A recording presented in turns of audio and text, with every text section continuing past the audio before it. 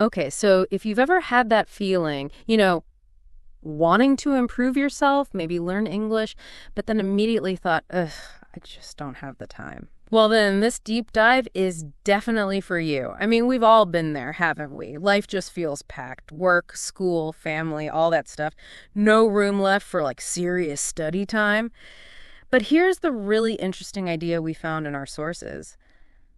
Maybe you don't actually need more time. Maybe it's about using the time you already have. Okay, let's get into this. Yeah, exactly. And that's where this idea of dead time comes in. You might have heard of it for productivity. Well, it takes on a whole new meaning for learning a language. We're talking about those little hidden moments, waiting for the bus, walking somewhere, doing the dishes, standing in line, even just driving or eating lunch by yourself. Most people just let that time disappear. But our research shows these are actually golden opportunities for growth. Yeah. Untapped potential, really. Exactly, untapped. So our mission today is to show you how to turn those little kind of wasted bits of time into really powerful English learning moments. The goal is to help you build fluency without feeling totally overwhelmed or needing to blow up your current schedule. All right, let's tackle this common idea first.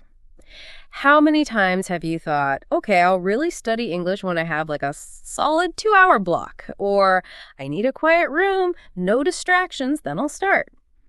It's this belief that real learning only happens under perfect conditions. Right. And that belief, honestly, it's a bit of a trap. It's this waiting for the perfect time fantasy that just keeps people stuck. Because let's be real, that perfect empty block of time, it probably isn't coming next month or even next year. What's really key here, and what fluent speakers seem to get, is that they don't wait. They fit English into their lives. They don't try to bend their whole life around studying English. That's almost impossible. So this idea of needing long, quiet study sessions is maybe a bit outdated. Real fluency, the kind that sticks, it's built in the middle of real life. Right. That makes so much sense. Adapting English to your life, not the other way around. Okay, so the trick then is finding these hidden moments. Where do we even start looking for this dead time in a normal day? Well, the sources give some great, really practical examples. Think about it. You could listen to, say, 10 minutes of English while you're brushing your teeth or getting dressed. Easy. Or maybe repeat some phrases out loud while you're driving or walking the dog. How about watching a quick 5-minute English lesson on YouTube during your lunch break? Or even just thinking in English, silently narrating while you're doing chores like cleaning. Reading a short English article before bed. It doesn't have to be a big production.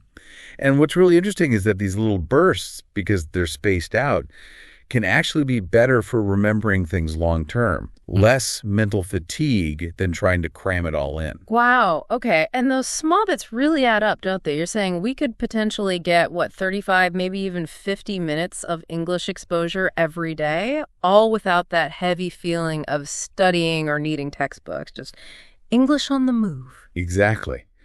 English on the go. And naturally, when you're on the go, your phone is probably right there with you. It basically becomes this portable English teacher, right? You don't always need a person or a classroom. So what kind of tools are we actually talking about on the phone? Oh, tons. What's amazing is your classroom is suddenly in your pocket. Your school could be the bus stop, the kitchen, anywhere. Think about it. You've got podcasts, audiobooks, YouTube, flashcard apps, all those language learning apps, even just using voice memos to record yourself speaking, or a notes app. AI chatbots now, too, for practice. Heck, even just talking to yourself in English counts. It's right there whenever you have a moment. And it's not just about convenience. It's about getting lots of different kinds of input. Your brain just naturally starts picking up patterns from all that informal exposure. It's called perceptual learning. Right. So the phone makes it super accessible. Okay. So within that pocket classroom, is there a particular type of learning that really works well for these short dead time moments? Audio learning definitely comes out on top for these kinds of strategies. The benefits are, well, there are quite a few. First, you can do it while moving, walking, driving, chores. That's huge for dead time. Plus, It gives you instant chances to repeat what you hear, to shadow it. That's fantastic for your pronunciation, your rhythm. You build up your listening skills really fast. And, it even works pretty well when you're tired or a bit distracted. The real secret sauce is just getting your brain used to hearing real English every day. You don't even have to understand everything at first. Just hearing it, your brain starts noticing the patterns, the intonation, the flow.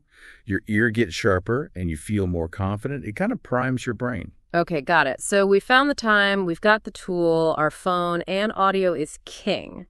Now let's get super practical. What's like the very first, easiest thing someone can do in one of those 5-minute gaps? Okay, the first one, super simple, is what we can call mind description practice.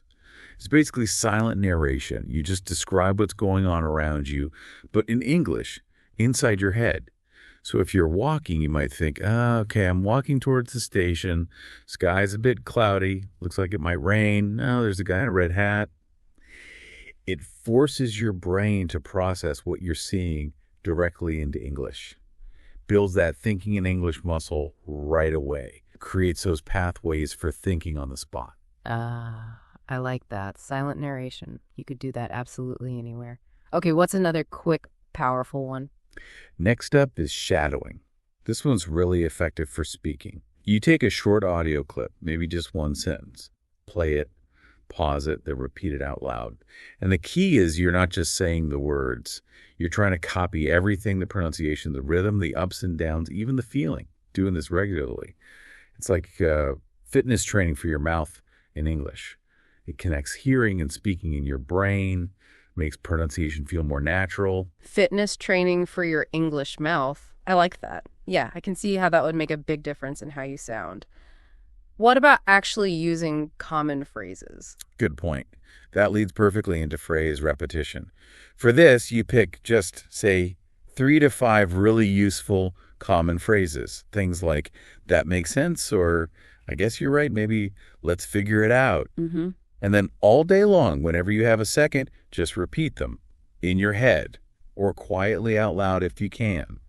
The aim is to make them totally automatic, so they just pop out when you need them without thinking, like native speakers do with common expressions. That's smart. Builds that conversational toolkit. Okay, and for understanding, for listening skills, any quick wins there? Yeah, for listening, try mini listening challenges. Just play maybe 2 or 3 minutes of English audio. Could be anything, a podcast, bit, news. And then give yourself a little task. What was the main point? Did I catch 3 new words? Can I sum it up in one sentence? Even these really short, focused bursts build up your listening muscles fast. Trains your brain to grab the key info quickly. Right, focusing the effort. And the last one, for really getting your brain to think in English. Okay, the final drill is the think in English drill. This one's super direct. You just start asking yourself simple questions in English during the day. Things like, okay, what do I actually want for lunch today? Or, what am I feeling right now? Or what's my main goal for this week? And crucially, you force your brain to come up with the answer in English. It might feel slow or clunky at first, totally normal, but stick with it. And eventually, it starts to feel natural. You bypass translating in your head. That's where real fluency starts, building that direct link between the idea and the English words. Okay, these are great, really concrete activities. Mind description, shadowing, phrase repetition, mini listening, thinking drill. So bringing it all together. What does this actually look like in a daily routine? How do you weave these in so they actually stick and, make a real difference? It really comes down to creating almost automatic links. Like a simple formula you don't have to think too much about. You match a specific English activity to something you already do every day.